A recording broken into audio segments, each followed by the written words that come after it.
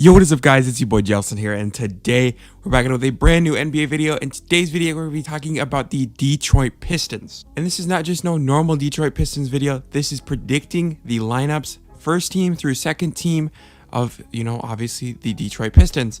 And I've done this for, I believe, 3 different teams now. The Timberwolves, the Grizzlies, and the Rockets. So if you guys want to watch those videos, or if you're a fan of those teams, go check them out. They're on my page. And they're very, very good videos in my personal opinion. And I'd recommend you guys go watch those if you haven't watched them already. So let's hop right into this video. So we're going to start off with the obviously starting point guard. And we have Killian Hayes here. And this is something that we could debate. Are you going to put Killian Hayes at the starting point guard? Or are you going to put Cade Cunningham? We'll see what happens. But as you'll see later on here, I'll tell you what I'm doing with Cade Cunningham. But I think Killian Hayes is the starting point guard, I guess, for this team, because the only other point guard in this team that isn't Cade Cunningham is Sabin Lee. And I don't think he's a starting caliber. Actually, I know he's not a starting caliber point guard. So I think Killian Hayes, he's young, he's got talent, potential. You put him at the starting point guard position. You don't pick him at, I believe, 7 and not start him for at least, 2 years. And especially when his rookie year, he was injured for most of it. So I think you start Killian Hayes here. And I think he is a good playmaker. His shooting needs to be better, just straight up better. And I think everyone knows that. And that's something that, some players do have a tough time transitioning from, overseas leagues, and that is just shooting and the flow of the game, because it is a lot different in the NBA versus overseas. And in overseas, he wasn't a great shooter either. So it's not even really a big surprise for me and a lot of people. But I mean, I think if you give him more time to develop, he's going to be one of those players that takes a little bit of extra time to develop, and he'll be able to get it down. So that's my opinion on the starting point guard position. Now, let's move on to the starting shooting guard position, and this is where I have Cade Cunningham.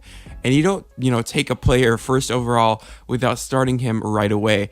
And Cade Cunningham does have that size to play that shooting guard position, especially when you do have another young player like Killian Hayes, right next to him. I think Cade Cunningham has the size, the athleticism, and really just the skill set to play the two.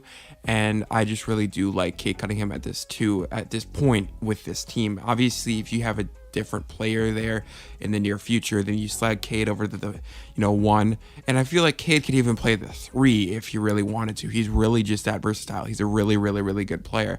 And we saw in college that, obviously going into today's league and all that, there's less and less value on a traditional player at a traditional spot. But I feel like Cade Cunningham does have the traditional skill set for a point guard, shooting guard, and small forward. So Cade Cunningham is really the real deal. And we saw in the summer league that he's an absolute hooper, and that he really is the guy that you want at that number 1 overall pick. Whether or not you think Jalen Green's better, that's for another video that I could make later. But I do like Cade Cunningham a lot. And I feel like he's going to be very, very good, and definitely in that competition for Rookie of the Year. I don't know what's going to happen, if it's going to go Jalen Green or him or someone else that just comes out of the blue. But we'll see what happens, obviously. So I have Cade Cunningham at the starting shooting guard position. So now let's move on to the starting small forward position. This is where I have Seddiq Bey, a guy that is also young. This matches up with the time frame of Killian Hayes and Cade Cunningham.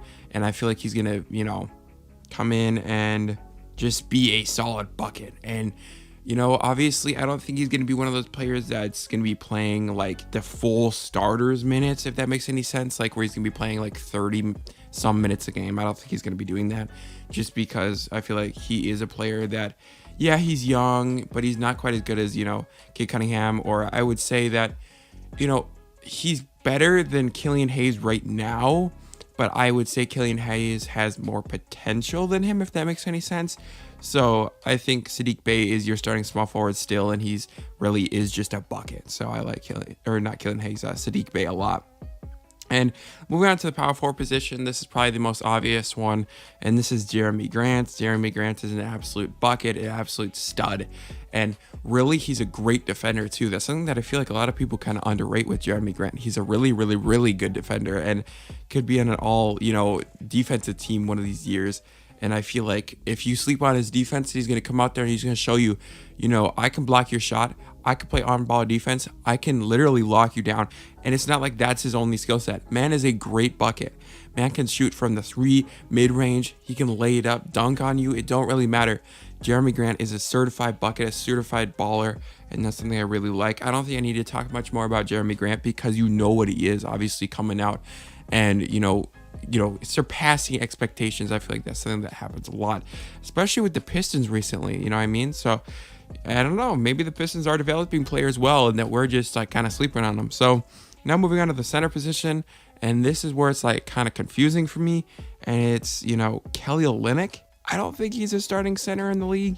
I don't think he should be. I think he's an okay bench player, but I guess when you don't have much better options, obviously you have like Isaiah Stewart, and he's a young player, but I feel like Kelly Olynyk's going to get that nod just because he is a veteran.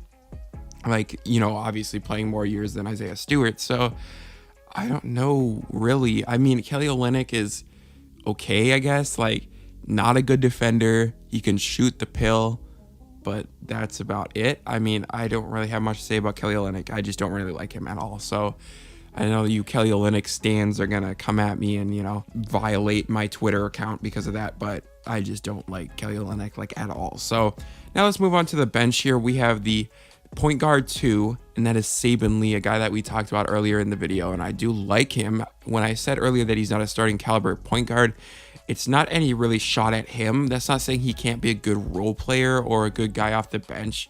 And I really do like Sabin Lee because, yes, he still is young. And, yes, he still does have potential. And, yes, he can come in, especially if Killian Hayes just isn't it. Sabin Lee's going to get those minutes. And I feel like Sabin Lee can, eventually develop and really just show his worth. And I do like Sabin Lee on this team. I don't know if he's going to be the full-time backup point guard, or if they're going to do some rotations, something like that. But as of right now, I think Sabin Lee is the backup point guard. Now moving on to the backup shooting guard position, we have Hamadou Diallo, a guy that I believe they just signed or re-signed rather. And, I mean, he's just a bucket. Like, he got hops for days. He can score. His defense is good, but not great. You know what he is. He's just a solid bench player. That's really all I can say about him. He's not bad. He's not great. He's not an all-star, but he's not, as I said, bad. He's going to be able to get you a bucket off the bench, play a little bit defense. He has the hops, I swear to God, for days. So, I mean, I just like Hamadou Diallo off the bench, and I love how he's another, maybe not super, super young player, but he's a young player at the same time, where it's like all these guys can develop at the same time, and I really do like that. So, moving on to the backup small forward position, we have Josh Jackson. This is a guy that's, kind of came in last year as just like a guy that's like not as significant, and you wouldn't think is super significant considering he was kind of a draft bust. But he's actually showing his worth, man. Josh Jackson, I feel like he came in and it's like he had all these expectations on his shoulder, and he didn't turn it into a chip. He didn't turn it into a chip on his shoulder. It was just straight up expectations, and that's what he took it as.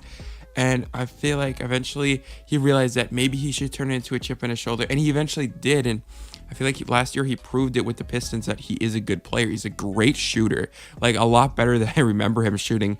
And his defense isn't terrible either. Like, I mean, he's not a good defender, but it's not like he's terrible. So I do like Josh Jackson a lot, especially as a backup small forward. And he can also develop. Obviously, he's a little older than these other guys, but he's going to be able to develop with this team. So I mean, hey, he is what he is. Now let's move on to this backup power forward position. And this is where I have Trey Lyles. I mean, just solid player. Not great.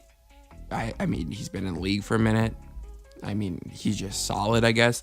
He's not amazing. He's not bad. He's kind of like a lower end bench player, in my opinion, obviously. Obviously, you guys may have different opinions on him. I just don't. I don't really like him at all. But so let's just speed past him and go into this backup center position. This is the last position we're going to be talking about in today's video. And this is Isaiah Stewart. Isaiah Stewart is a 6'8" big man center, as I said. So he's a little undersized. Actually, he's quite a bit undersized, but I feel like he does have the potential to be a good center. And maybe he could transition to the power forward. But I do like him a lot, as he's a young player too. Everyone's young on this team, it seems like. So I really do like Isaiah Stewart, and I feel like he's going to be great for this team, especially off the bench. And I feel like he's going to be the guy that they need off the bench. That's going to be that little spark plug, and I like his motivation, his energy. I really do like it. But I do like Isaiah Stewart. I keep saying I like, and it's just because I do like a lot of these guys on this team. And Isaiah Stewart is one of those players. So if you guys did enjoy this video, man, let me know down in the comments. I'm not a Detroit Pistons fan.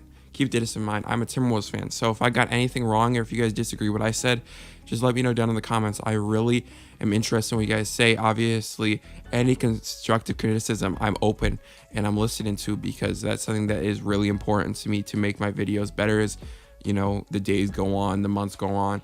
I really do enjoy reading the comments. So if you guys do like this video, remember to like, subscribe. Hopefully you guys did enjoy. It's been your boy JELSON out. Peace.